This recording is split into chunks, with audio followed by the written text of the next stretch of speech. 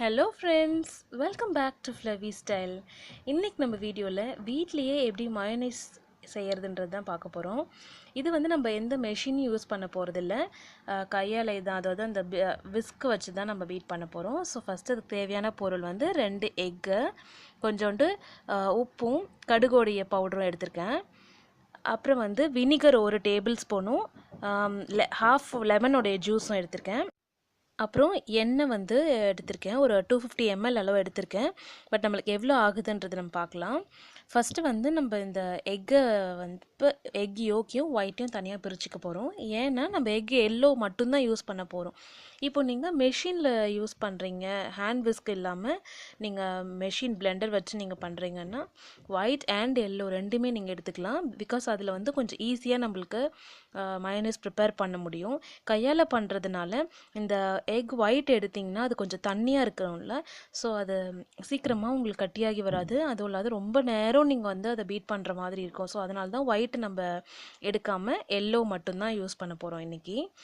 So இந்த white வந்து இன்றைக்கி நம்ம தோசையிலையோ இல்லை சும்மா ஆம்லெட் மாதிரியோ பொரிச்சு சாப்பிட்றலாம். ஸோ இதை ஒரு ஓரம் வச்சுட்டா அந்த எல்லோ மட்டும்தான் நம்ம இப்போ யூஸ் பண்ண போகிறோம். ஸோ அதுக்கு வந்து ஒரு மிக்சிங் பவுல் எடுத்திருக்கேன். அப்புறம் வந்து இந்த ஹேண்ட் விஸ்க் இதை வச்சு தான் நம்ம இன்றைக்கி பண்ண போகிறோம். ஸோ இந்த எல்லோ ஃபஸ்ட்டு உள்ளே சேர்த்துக்கலாம். இப்போ ரெண்டுமே உள்ளே சேர்த்துட்டு நல்லா மிக்ஸ் பண்ணிக்கலாம், ரெண்டும் ஒன்றா ஆகிற அளவுக்கு. ஸோ ஒரு செகண்டுக்கு இதை நல்லா மிக்ஸ் பண்ணிக்கோங்க. இது ரொம்ப கம்மியாக இருக்குது பாருங்கள் குவான்டிட்டி. ஸோ உங்களுக்கு அந்த மாதிரி கொஞ்சம் அடியில் ஏதாவது ஒரு துணியை வச்சுட்டு நீங்கள் சைடாக பிடிச்சிட்டு இந்த மாதிரி பண்ணிங்கன்னா ஈஸியாக இருக்கும் பீட் பண்ணுறதுக்கு. ஸோ இப்போ ரெண்டும் நல்லா ஒன்றா கலந்துருச்சு. இப்போ வந்து நம்ம எண்ணெயை ஆட் பண்ண ஸ்டார்ட் பண்ணலாம். எண்ணெய் வந்து நீங்கள் ஆட் பண்ணும்போது கொஞ்சம் கொஞ்சமாக சேர்த்துக்கோங்க.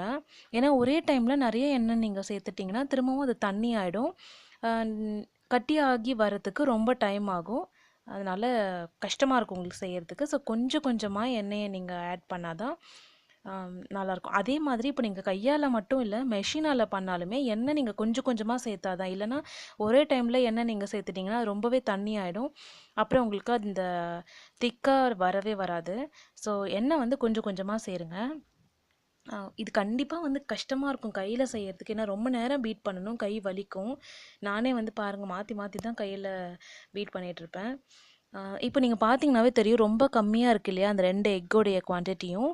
நீங்கள் கொஞ்சம் கொஞ்சமாக எண்ணெய் சேர்க்க சேர்க்க வந்து அது நிறைய இன்க்ரீஸ் ஆகி வரும். இப்போ வந்து அதுக்குள்ளே நான் அந்த மஸ்டர்ட் பவுடரையும் சால்ட்டையும் சேர்த்துக்கிறேன்.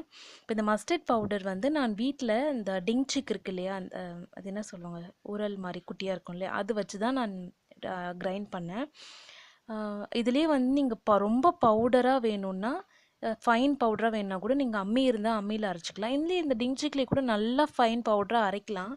நான் இது வந்து எனக்கு மட்டும்தானே வீட்டில் தான் யூஸ் பண்ண போகிறேன்னு சொல்லிட்டு அது கொஞ்சம் கோர்ஸாக இருந்தாலும் பரவாயில்லன்னு கொஞ்சம் பெரிய பெரிய துகளாக வந்திருக்கு, அவ்வளோதான். மற்றபடி கடுகு முழுசாலாம் இல்லை. ஸோ அது மாதிரி பரவாயில்லன்னு சொல்லிட்டு அதை சேர்த்துருக்கேன். இப்போ வந்து நீங்கள் எண்ணெயை வந்து சேர்த்து ஒரு 2 ட்ராப்ஸ் 3 ட்ராப்ஸ் சேர்த்துட்டு ஒரு 2 நிமிஷம் அதை பீட் பண்ணுங்கள். திரும்ப ஒரு 3 ட்ராப்ஸ் சேர்த்துட்டு திரும்ப பீட் பண்ணலாம்.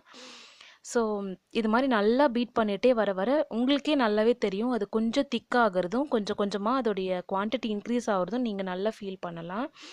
ஆனால் நீங்கள் வந்து ஃபஸ்ட்டு ஒரு 5 மினிட்ஸ் பண்ணிவிட்டு என்ன இது வந்து பெருசாக ஆகலை, இன்னும் அது ஃபார்ம் வரவே இல்லையேன்னு நீங்கள் நினச்சிங்கன்னா அது கண்டிப்பாக வராது. எனக்கு ஒரு 20 மினிட்ஸ் கிட்ட ஆச்சு. ஸோ நீங்கள் எவ்வளோ வேகமாக அதை பீட் பண்ணுறீங்களோ அதை பொறுத்து தான். நீங்கள் ரொம்ப பொறுமையாக நீங்கள் அதை பீட் பண்ணிட்டு இருந்தீங்கன்னா ஒரு 1/2 hour கூட ஆகும். ஸோ கை வலிக்கும் தான்.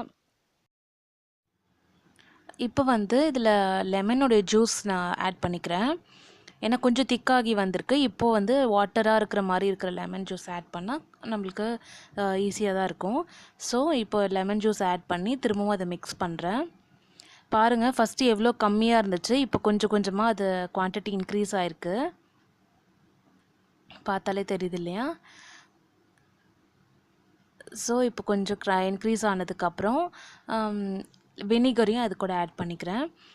வினிகர் ஆட் பண்ணதுக்கப்புறம் நீங்கள் நோட் பண்ணிங்கன்னா அது வந்து கலர் சேஞ்ச் ஆகும். எல்லோ கலரில் இருக்குது இல்லையா இப்போ இது கொஞ்சம் நேரம் வினிகர் ஆட் பண்ணிட்டு நீங்கள் கொஞ்சம் எண்ணெய்லாம் ஆட் பண்ணி கொஞ்சம் நேரம் அதை பீட் பண்ணிங்கனாவே தெரியும், அதோடைய கலர் சேஞ்ச் ஆகி ஒரு ஒயிட் கலரில் வர ஆரம்பிச்சிடும். பாருங்கள் ஒயிட் கலரில் வந்திருக்கு. அது மட்டும் இல்லாமல் அது திக்காகியும் வந்திருக்கு. நல்லாவே உங்களுக்கு தெரியும். ஃபஸ்ட்டு அந்த விஸ்க்லேயே ஒட்டாமல் இருந்தது. இப்போ எப்படி நல்லா ஒட்டி வந்திருக்கு பாருங்கள். இதை இப்போது நல்லா பீட் பண்ணிக்கலாம். நான் சொல்ல மறந்துட்டேன், மஸ்டர்ட் பவுடர் மட்டும் இல்லாத மஸ்டர்ட் சாஸ் கூட அவைலபிளாக இருக்குது. உங்களுக்கு கிடைக்குதுன்னா நீங்கள் அது கூட ஆட் பண்ணிக்கலாம்.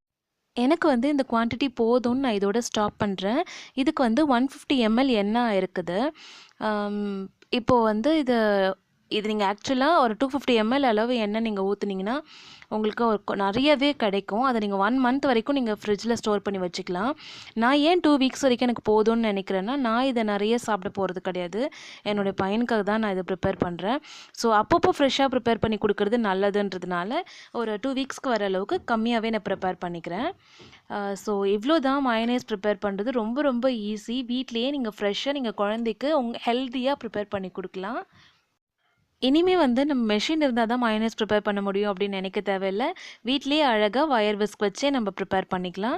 ஸோ நீங்களும் ட்ரை பண்ணி பாருங்கள். பார்த்துட்டு உங்கள் ஃபீட்பேக்ஸை என் கூட ஷேர் பண்ணிக்கோங்க. மறக்காமல் ஃப்ளவி ஸ்டைலுக்கு சப்ஸ்கிரைப் பண்ணுங்கள். பக்கத்தில் இருக்க நோட்டிஃபிகேஷன் பெல்லும் ஆனில் இருக்கான்னு பார்த்துக்கோங்க.